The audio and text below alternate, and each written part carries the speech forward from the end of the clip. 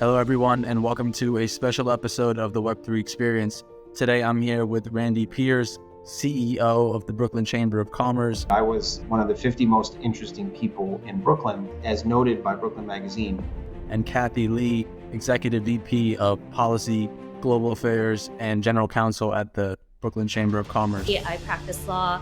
I've practiced in international markets, in Asia, high tech, and Wall Street. Very excited to get into the discussion today, and we have a special announcement to be made at the end. Thank you guys for joining us. I really appreciate it, and I think our viewers are going to get a lot of feedback and be excited about what we have to announce at the end of the episode. So first off, if you could give our viewers a little journey and background into how you guys got into the roles that you have today at the BCC, and your journey through business and life. So that's a lot for us to cover. Let me start with the Brooklyn Chamber of Commerce. So Brooklyn Chamber of Commerce was founded in 1918. So we're over 100 years old. And we are the leading business association, obviously for the borough of Brooklyn, but we're also the largest chamber of commerce in New York State. So we have about 1,600 members.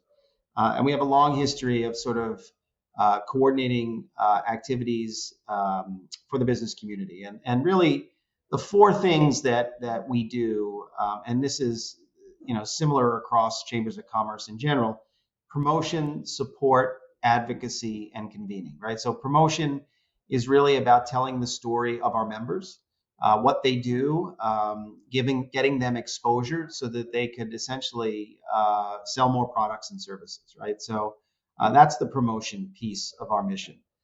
Support is all of our technical assistance programs. So we happen to have a robust set of technical assistance programs, more so than other chambers, I would say, that really help businesses with legal assistance, marketing support, technology implementation, as we're going to talk about today.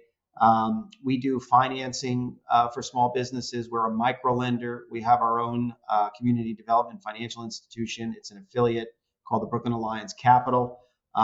We do a lot of what we call just sort of general sort of business coaching and mentoring and things like that. Advocacy is about policies and legislative priorities that really impact the business community across Brooklyn, New York City, and the economy as a whole, right? So we really promote on behalf of our members policies that will that are more business friendly, that'll enable the Brooklyn economy to thrive, right? So, and by the way, in the tech space, and we can talk about this, there's a lot to talk about in terms of regulation now, more so than in the past. So that's a good example of advocacy. Convening is just our ability to bring people together. And we do that sometimes by industry and sector. So, we coordinate tourism for Brooklyn. We coordinate manufacturing for Brooklyn. We have a couple of other key sectors, the energy sector, biotech, that are also sectors that we coordinate. And that's bringing people together to have conversations that are targeted towards specific challenges, concerns, or opportunities within those sectors. So it's a lot. We do. It's never a dull moment here at the Brooklyn Chamber of Commerce, as Kathie could attest to, because she's the relative newbie to our team. But it's fascinating. We're also doing more internationally than ever before. So one of the things that is really changed during my 20 years of being affiliated with the Brooklyn Chamber is our focus globally, our focus internationally. Brooklyn is an international brand. We're known, internationally in many parts of the world. People want to experience Brooklyn. We're known as this sort of hip cultural center, creative center here in the United States. We're obviously part of New York City, but the reality is if Brooklyn was its own city, we'd be the fourth largest city in the United States. We have 2.8 million people who live here. So and we are sort of the creative economy hub for the city of New York. So, there's a lot of change, some of it technology driven, some of it driven by globalization. And, it's just an exciting time, I think, to be here at the Brooklyn Chamber and to be at Brooklyn in general. Awesome. Yeah. Kathie, is there anything? So my next question was going to be to ask a little bit about, the core values of the chamber in this emerging society where we have this new social connection. heightened social connection and all these different, factors of innovation. And like, how do these core values, and maybe you could help me with this, Kathie, is how do these core values help you guys keep up with the modernization of society? Definitely want to emphasize that. And Randy's favorite line being, we're not your grandpa's chamber. We tend to take risks and be forward thinking and be right there rubbing shoulders with small businesses. And so we look to them because we want to provide the resources and the means that they need to be successful in business and to even launch their business. So a lot of shoulder rubbing, and we get it off from our members, our businesses. We're plugged into social media, so we definitely keep on top of trends that way. We definitely following media and press as well. One of our pillars and core values is advocacy. So we definitely have a close pulse on the legislative issues and concerns in the pipeline that would affect Brooklyn and Brooklyn businesses. So those are some of the ways that we stay plugged in, but not just passively plugged in, but really being actively on the ground and getting ahead of trends and curves. Just like Randy said, Brooklyn going global, you would think Brooklyn Chamber of Commerce were limited boundary-wise with our Brooklyn borough, but because Brooklyn is so global and so diverse, there was a need there, and there is a need there, which is why we have brought on staff members and have taken on international projects. So that's the type of example how we are quite flexible, nimble. I would say we're sort of startup-y, if you will, rather than rigid, and we like to make things worthwhile and relatable and current. I mean, I think you asked a very important question for chambers of commerce in general. If you ask a millennial or a Gen Zer, tell me about the Chamber of Commerce. If they even know what a Chamber of Commerce does, or they've heard of one, it might be in the context of, oh, my grandfather, yeah, he worked in finance for 30 years, and when he retired, the chamber had a dinner for him and gave him a watch. Chambers are generally associated as sort of old school business associations. And every chamber across this country is facing a very similar challenge, right? Like, how do we sort of reposition the chamber and reevaluate our value proposition in relationship to today's world, right? And part of that includes tech and social media. Part of that includes globalization. Part of that includes sort of economic trends that just didn't exist 100 years ago when the Brooklyn Chamber was founded. So it's a question that all chambers are grappling with, and we've chosen to tackle it on a couple of different fronts. I mean, first off, we're an economic development oriented chamber, so we focus on things that help grow the Brooklyn economy, create jobs and opportunity, right? And notice I'm saying jobs and opportunity in general, not in a very specific sector, because over time, the sectors of any economy will change. And in the case of Brooklyn, which was once, for example, the fourth largest manufacturing center in the United States, this is after World War II, when we were building battleships at the Brooklyn Navy Yard. Now we've become the creative economy and tech hub, tech entrepreneur or tech startup hub for the city of New York, right? So that's a whole reframing and reorientation of our economic system. And the chamber has to sort of be in tune with that, or else it really doesn't bring value anymore to the business community that's here. Yeah, definitely. And and to further touch on, the utilities and tools that you guys provide as a chamber to local businesses in the Brooklyn area and the greater international community, because Brooklyn is very diverse, and I have family in Brooklyn. We're Lebanese and Egyptian. We have all these different, cultures coming together in such a dense place in New York. That's what's so beautiful about it. But if you can just harp on, so when COVID came about and all these businesses and small businesses are really struggling, and it's a tough economic time, what was the chamber's role in helping assist these small businesses find opportunities, help with efficient aid? Can you explain those? So it was fascinating. I actually came back to the chamber in September of 2019. And I say came back because I worked for the chamber in 2001, 2006. I was their vice president of economic development. So, fast forward almost, little less than 20 years later, I'm back. And I came back a few months before COVID. And in a crazy sort of way, and I wouldn't wish this type of crisis ever again to befall upon us. But we had a lot of sort of re-engineering to do, and COVID enabled us to accelerate the pace of change here internally, organizationally, in a way that we couldn't have done without a crisis, right? So what do I mean by that? One of the things that we immediately sort of knew intuitively was that even though we didn't know when the economy was going to reopen, we didn't know when businesses were going to be allowed to kind of restart, but we did know something very important about small businesses, that they weren't going to be able to access support or resources by coming to a centrally located, for example, government-run center. The only way that we were going to get the information and whatever resources available to them into their hands was if we were there and meeting them where they were at, in the neighborhood, in the community, at the retail level. And to do that, we needed to develop a program that gave us the capacity to be on the ground. Because sometimes you'd have to actually touch a business 3 times before they trust you enough to say, okay, I guess you guys really are here to help me. Like, what's available? So we launched this program. Ultimately, it was called the Small Business Resource Network. It's a case management model for small businesses. I took my learnings from social services and I simply just transitioned them over into small business support.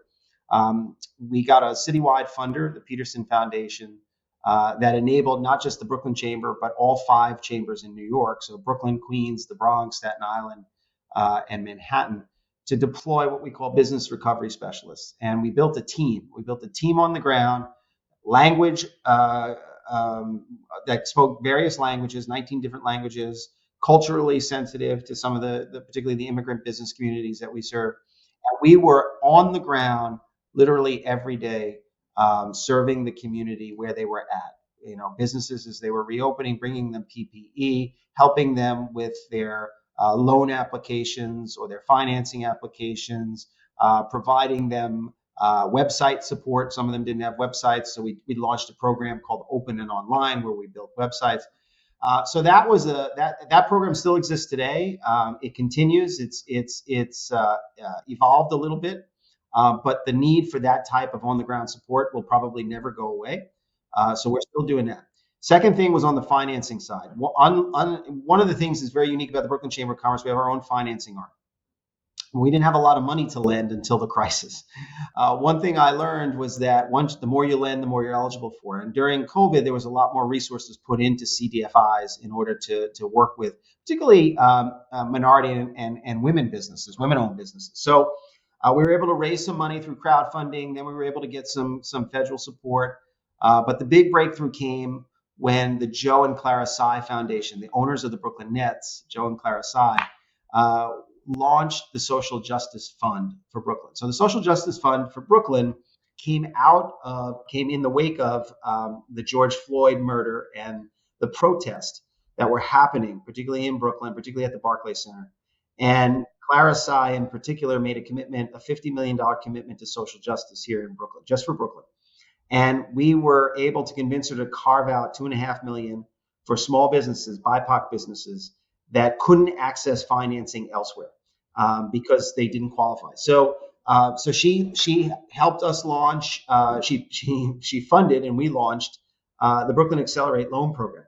The difference with this program is that the underwriting criteria is very, very different. It doesn't rely on collateral, credit scores, or guarantors as the primary underwriting criteria. Right, the 3 things that normally keep businesses of color out of traditional capital markets. So, but it's character-based. So instead it says, okay, if someone in the community of stature, whether it's another business owner, whether it's a religious leader or pastor, or whether it's a community board representative, they can vouch for you, we'll lend to you. So that was the other innovative program that was launched during COVID that we administered.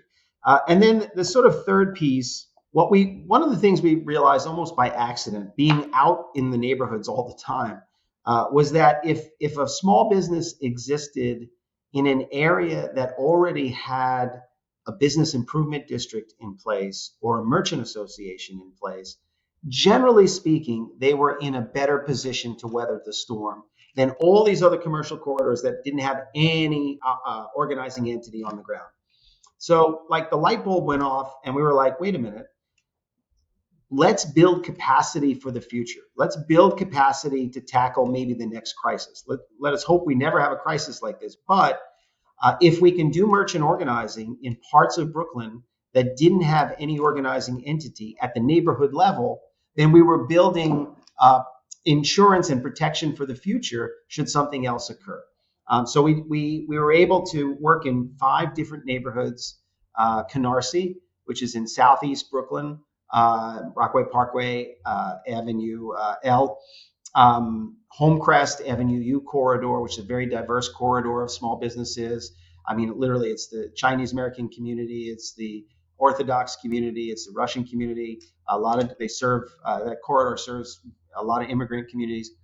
Knickerbocker up in Bushwick, 3rd Avenue in Bay Ridge, and then Smith Street in downtown Brooklyn.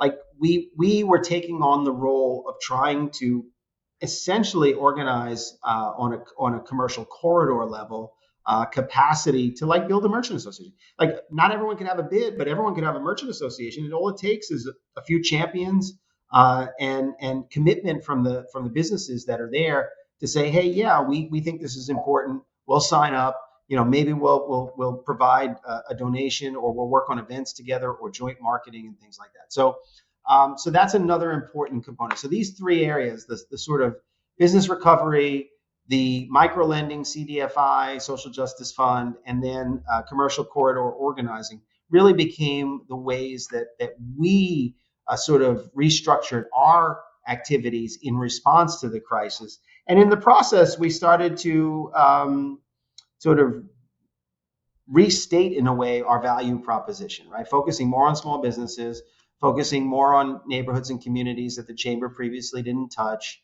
None of this was about membership, by the way, Muhammad. I will tell you, for the 2 years of COVID, for the most part, we were not focusing on membership. Everything we were doing is free. The recovery work we do today is still free for small businesses, and will continue to be so. It's awesome, the impact that you guys had on helping the small business. Like my family, you know, I have uncles and cousins who have their own small businesses in Brooklyn. So I'm sure you touched them and helped them in a way. So I also wanted to hear, you know, both yours and maybe Kathie's as well, your expert advice for somebody who's, you know, they're wanting to build their own brand, wanting to start a small business, but they lack maybe the education, the resources, or the guidance. So like, what tools, you know, do you guys have available, or would you give them, you know, a recommendation to start somewhere? And this is not a sell, if you will, but get plugged into Brooklyn Chamber of Commerce. We have a number of resources. Being a member is great, but we also have the Small Business Center, which gives instructions, courses, meets one-on-one counseling and how to launch a business, or different issues you may run into as a new startup business. So we have a wealth of information as well as resources here. I would definitely advise, you know, do your research, talk to similar vendors, others in the industry. You know, we've had a great food and beverage summit last September, where we had really leading thinkers in the industry and trends. So learn about your industry before you open shop, so that you can be ahead of the game and ahead of the trends. And then definitely, you know, budgeting and financing. But I think ultimately what's really important is, what is your brand? What is your identity? How are you different from the other ice cream shops, for example? And so to have a unique spin on it that's very tailored to one's own particular brand or offering, I think is really important, because that's what sticks with people and have them come back. Yeah, definitely. That's great. I mean, I think Kathie covered most of it. I would just say, you know, operating a small business is not for everybody.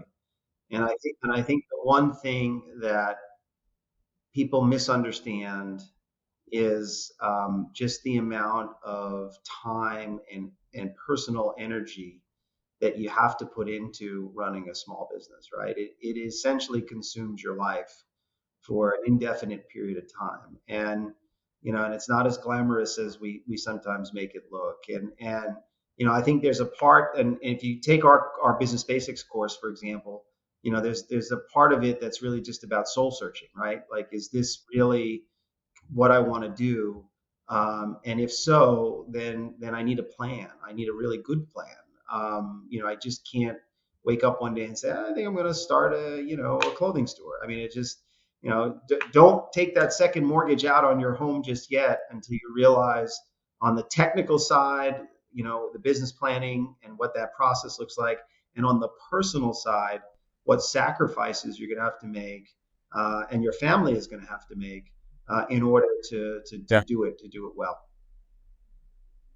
Yeah, that's an important. Go ahead, Kathie. Just jumping one last thing, tying it also to COVID and small businesses.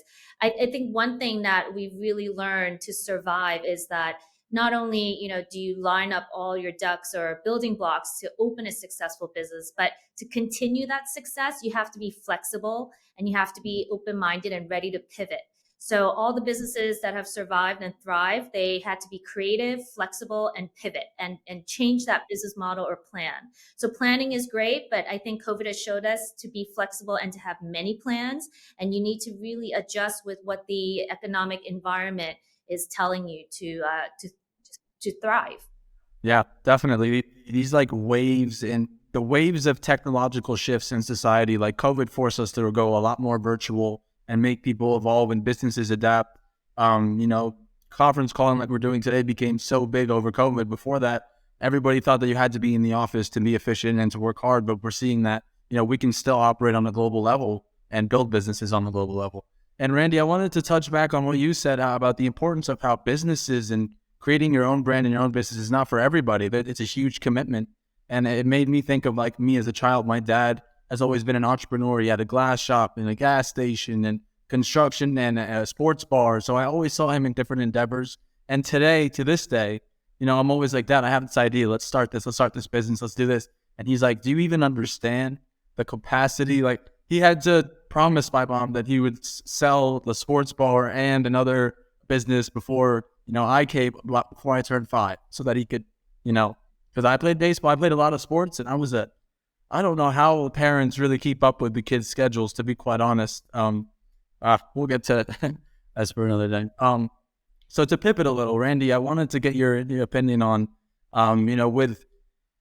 with COVID after the pandemic, what that did to currency and the volatility, and especially with the war tensions overseas and like these different economical factors. How, like, we're seeing a lot of volatility in traditional markets and cryptocurrencies, and where do you think that the future of currency itself, even fiat currencies like the Lebanese lira, is at a 70,000 to 1 valuation to the US dollar, when 5 years ago it was at 1,500. So you're talking about citizens who leave their money in the hands of the government in their fiat currencies and are at the will of the government to do right by them. And most governments in different parts of the world don't do right by their citizens. So it's like, where is that safety net? How do you feel digital currencies kind of make an emergence here? Well, I'm by no means an expert, but I'll say a couple of things. Number one, we can't ignore it and the decentralization process that we're undertaking, and that's why we here at the Brooklyn Chamber are working with you to help launch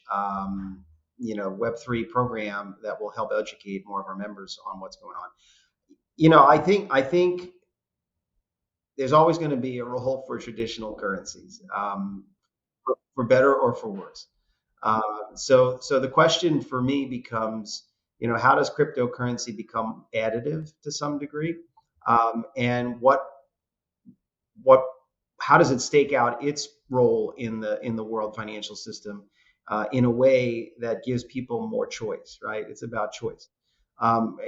Diversification of any portfolio is always the way to approach your own personal finances, right? And if you think about it, cryptocurrency is an extension of that diversification. So my advice, if for what it's worth, is don't plunge headlong into it right away. First of all, become educated in terms of what cryptocurrency is all about, what the advantages are, and then see it as a way to diversify your own sort of financial wealth, and not the road to financial wealth per se, right? Like, and I think our recent bumps in the road in the cryptocurrency world have shown that that's probably that those who put all of their hopes in cryptocurrency as the means to create wealth it probably wasn't the best strategy. So, but I'm a realist. I'm very practical about these things. The world is changing, and our role is to be that conduit of accurate information so that our constituency, our stakeholders, can make educated decisions about this. If you guys can just, break down in a summary, what separates the Brooklyn Chamber of Commerce from other chambers across the world? You guys touched on this, but like moving forward, and we're about to touch on the curriculum that you just mentioned, what is that role? I think, Kathie, why don't you start? The curriculum's amazing, and not just because we're working with you on this. It's really an amazing curriculum. So, Kathie, why don't you work on that? Yeah, I'll highlight a couple of things, at least in my opinion, that I think Brooklyn Chamber of Commerce is quite unique. Just a little bit about my story. I am the general counsel here as well as the executive VP. I practice law. I've practiced in international markets in Asia, high tech, and Wall Street. And with my legal background, I also was a small business owner, still am. And through that and through COVID is how I got to know Brooklyn Chamber of Commerce. So it's a true testament that you're hearing. And I think one of it is we're not afraid to roll up our sleeves, get in there, get our hands dirty, and be, rubbing shoulders and elbows with small businesses. And I am definitely a direct product of that and experienced that, which really convinced me and made me want to join the Brooklyn Chamber of Commerce. And that's why I'm here and part of this team, because I saw it in action as a small business owner, that Brooklyn Chamber of Commerce was a voice for us. They, made us feel we were not alone during the pandemic, as well as, providing resources and information that we needed to really get through. So definitely a very hands-on Chamber of Commerce. We are also international or global. And so we have a number of staff members here. We have delegations coming through. We do trade missions. We have launched some international projects where we have tested South Korean high-tech products that are ready to be launched in the global market. And Brooklyn is a great place for that because of its diversity and because of the global brand of Brooklyn. So I leave with those two things in my mind. We definitely are very hands-on and forward-thinking in the sense that it's not just the boundaries of Brooklyn, but now we're thinking globally the world. Awesome. Yeah, I mean, this is where I get a little, emotional and nostalgic and philosophical all at once. There's something special about the 72 square miles that is hard to always understand unless you've experienced it. Since the days of the Dutch, when they first landed in Brooklyn, they brought with them an openness and a willingness to create a place that was very different than anywhere else. And I'm going to focus on the diversity angle for a minute, because throughout at least Brooklyn's history, it used to be called Brooklyn, which was the Dutch pronunciation. In the 1600s, this was always the most diverse place on earth. Even in the time of the Dutch, and that diversity has become a core sort of value for Brooklynites. And what do I mean by that? So Weeksville, for example, Weeksville Heritage Center, which was one of the first free Black settlements in the United States, was founded right here in Brooklyn. We have been home to waves and waves of immigrants that have first found their way to the United States, and the place they've settled first was Brooklyn. We have a say, it's unconfirmed, but we say 1 in 9 Americans can trace their family history, some of their family history, back to Brooklyn, and it's probably not far off the mark. And the uniqueness of this is the fact that whereas you see so much strife all over the world, and a lot of that strife is connected to religion or ethnicity or race, somehow we figured it out here in this 72 square miles of Brooklyn, and we've been able to replicate that for 4 centuries, and it's an extraordinary kind of thing. And unless you've experienced it and lived it, you don't. It's hard to understand. And if you grew up here, like I did, you develop a sense of emotional intelligence that enables you to interact with people on a global scale, even though you never went anywhere. And the beauty of I was too poor to be able to travel until, I got older, but the world came to me, and I was able to experience every religion and every type of food and every type of, dance and every type of, just in my own backyard. And that's a very, very, very unique kind of experience. And I think I hope this chamber has reflected that over the century that we've been around, because, we truly are proud of that. And I think that that'll continue. I also have this theory about there's a Brooklyn diaspora, right? It's just so funny, but you can be anywhere in the world and you'll run into somebody, and the minute you say Brooklyn, they'll say, "Oh yeah, I used to live in Brooklyn," or "My uncle came from Brooklyn," or "My mom was from Brooklyn," or "My brother's in Brooklyn now," or "My son or my daughter." I was in Korea. I toured the KAIST, the university, and 3 deans pulled me aside and told me the same thing. They said, "I got a son and daughter. They're living in Brooklyn. Like, can you keep an eye out for them?" Right. So now you've got this very special place built, steeped in history and diversity and tolerance and understanding, and I would argue creativity, right? Because the more diversity, the more creativity. And that translates into an economic engine that enables this to now become the creative economy center for the city of New York, possibly for the United States, and a creative center for the world. Because everyone wants to spend some time here. Everyone wants to understand, what's this Brooklyn all about?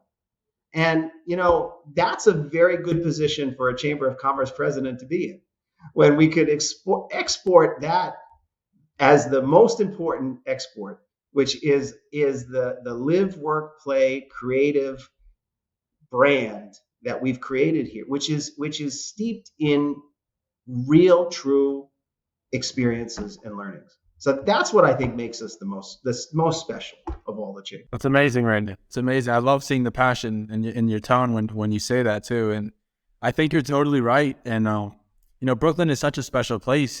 There's places in the U.S. that couldn't fathom one block being Colombian, one block being Venezuela, one block being Russian. Like there's so many places in the U.S. and a lot of our society in general that are just so, there's always a division. And whether it's by the media, by the bipartisan system that we have, all these different factors that are splitting people apart. And it's amazing to see New York, as like the pinnacle. You can tell anybody across the globe, they think in New York, they think of everybody from across the world trying to find some sort of sense of freedom and finding their way into New York somehow, right? And I feel like that also relates kind of with Miami, my hometown. Miami is very immigrant driven. You can get by with speaking Spanish and no English. It's a very interesting place.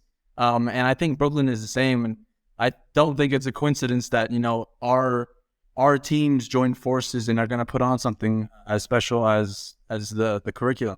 And let's get into that. Let's start talking about it. So, I want to just give a special announcement that, the Brooklyn Chamber of Commerce will be hosting a Web3 curriculum, and it's going to be presented by the Web3 Experience and my business colleague, Visual Conductor. And we're going to be putting on a 6-week educational course and curriculum that helps people understand and demystify different sectors of, Web3, NFTs, the Metaverse, just new and emerging technologies, AI, all these different tools that are coming into human possession that we have to understand how to use thoughtfully before we turn into these, the movies and dystopian societies of, central powers taking control of these very, very powerful tools and using them as further control over the citizens.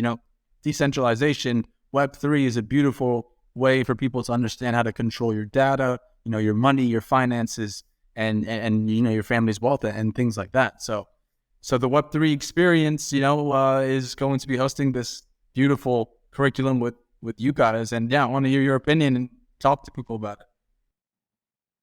Yeah, I think this is another example. I think our actions speak louder than our words, where Brooklyn Chamber of Commerce is innovative. We think outside the box, and we try to be current, but not just current, but modern and leading to help our businesses. So we were getting the sense, and to be frank and share personally, like I myself am a bit timid when it comes to Web3. I hear a lot of the terms, but you also have a lot of scams and phishers and all this, so you don't know which sources to trust. And it's scary because it seems like a new universe. It's also scarier because it's a virtual kind of non-tangible universe, but that's the trend in the future. So we heard lots of voices, and to Randy's leadership, where being a trustworthy organization to help businesses, even something like a Web3 curriculum, we thought, why not give them the resources and tools,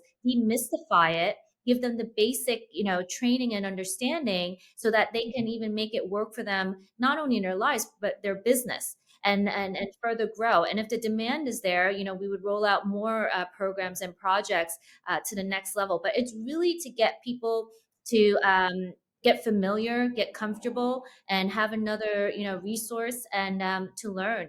So we're really excited about this, and I know Muhammed and Wendy, who's going to be leading, will not only be educational but fun. I mean, this is an experience. Yeah, I forgot. Sorry, Randy, but I forgot to mention that the 5 weeks out of the 6-week course is going to be hosted in the Decentraland Metaverse. So we're going to be having an engaging and interactive format of learning. Not your cookie cutter. Go ahead, Randy. It's a good point.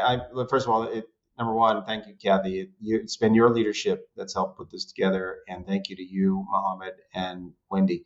I was looking for the article from the Brooklyn Magazine. So I was. This is not about me, but I was last year one of the 50 most interesting people in Brooklyn, as noted by Brooklyn Magazine. Why? Because I took the chamber into the metaverse. So this is a really funny story, right? So my first experience with the metaverse was actually in relationship to our partnership and connection with Korea. And during COVID, first year of COVID, 2020, we did a project where the people of Korea, Seoul, donated PPE kits to the people of Brooklyn, and we did the distribution on our end. By year 2, we decided to do a virtual trade mission with Seoul Made, which is their brand, and Brooklyn, and we brought Brooklyn products to Seoul. They brought products here to Brooklyn, and we put them on display at Industry City. And we did this virtual trade mission where people can come in and peruse all these Seoul Made products and learn about them. And but the real funny part, or the real interesting part for me, was we signed a memorandum of understanding with my counterpart in Seoul, the Seoul Business Agency, the president of the Seoul Business Agency. But to do that, we had to step into the metaverse, and we signed the agreement in the metaverse. And I have to tell you, so I had to practice the day before, because it was the first time I was using an Oculus, and your natural tendency is you want to walk and move and do things. And I was banging into tables and stuff like that. But by game time, I was good. I was just, I had my Oculus down, and they created a nice avatar for me. And I met my counterpart from Seoul Business Agency, and we literally signed the agreement in the metaverse. It was in Seoul, but it was in the metaverse, and it was fun. It was unique, and that's what Brooklyn Magazine thought made me one of the 50 most interesting people in Brooklyn, was because I took the chamber to the metaverse. So, but look, it's the future, right? And it's where we're heading as a society. And you have two options when there's revolutionary change. You could either stick your head in the ground and hope that it doesn't really impact you that much and it'll blow over, or you can embrace it, and you can try and figure out how to leverage that change for the benefit of your stakeholders and your constituencies. And I think that's what we're really trying to do here in Brooklyn with this Web3 program. How do we help our constituency embrace that change and leverage it to their benefit, to their ultimate benefit? Yeah, definitely. I'm excited to really get into teaching people about, my few years of experience in, what Kathie mentioned is sort of like a wild, wild west type of environment still. We're still don't have concrete regulation across the globe on cryptos, NFTs, and this metaverse concept. So just learning about the intricacies that go within these buzzwords is what we're trying to do. And maybe people can find different tools within each sector. There's so many different industries, and I'm going to touch on it in the course. Music, film, art, all of them are being blended into this new Web3 culture and utilizing this new technology, which is simply a new form of verification, right? It's just a new form of authentication that something is provable and fair and, and real, owned by somebody. So it's just kind of helping people understand that you guys can use these tools and you don't have to don't always listen to what the media shows you and what the algorithms show you, because they don't really want you to really, jump into that next phase of your life. So we're trying to help people utilize this new technologies in their businesses, in their lives, just understand the future before it comes. And Muhammed, I just wanted to put it out there that this is not just a members-only sign-up curriculum. Anyone can sign up for all 6 courses, a series, or just one course. And it's not just for Brooklynites, or if you're in Brooklyn, it's from global to virtual. So you can, be in halfway around the world and take this course with us with these awesome instructors. So we definitely want it to be accessible to everybody and, learn together and have fun and grow.